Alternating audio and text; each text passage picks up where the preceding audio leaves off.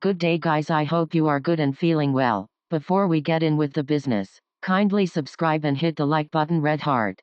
We will be doing multiple videos on Jacob Zuma. Today we will be looking the early life of Jacob Zuma, so that we can get a better understanding of who he is.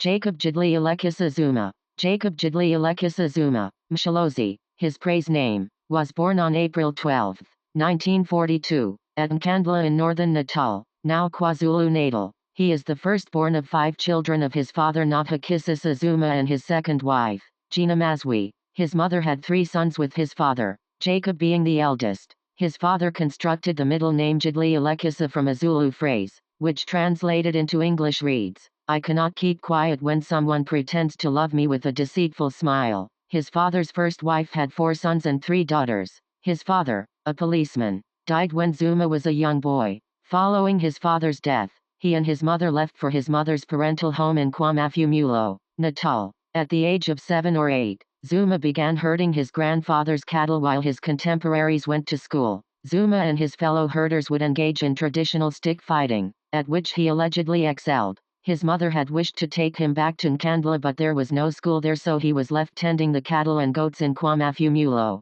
When Jacob was still a youth, his mother for the port city of Durban, where she found employment as a domestic worker, leaving her son behind. Back in KwaMafumulo, Zuma taught himself to read by looking at the books of other children who attended school. He even arranged a night school for himself and his friends, eventually approaching a lady who had gone up to Standard 4, grade 6, to provide them with tuition. They paid her 25 cents to do this. In his teens, Zuma would visit his mother, who was working in Cato Manor, Umkambane, but was not allowed in the home where she worked. Instead, he would walk around the city in search of work. At around this age, Zuma was politically influenced by stories of the Bambatha Rebellion, which were retold by men who had lived through the period of the rebellion. However, perhaps the greatest influence came from his elder stepbrother Muntu Kabongwa Zuma. His brother had been a soldier in World War II and later became a trade union activist and a member of the African National Congress, ANC. While visiting Cato Manor and Greyville,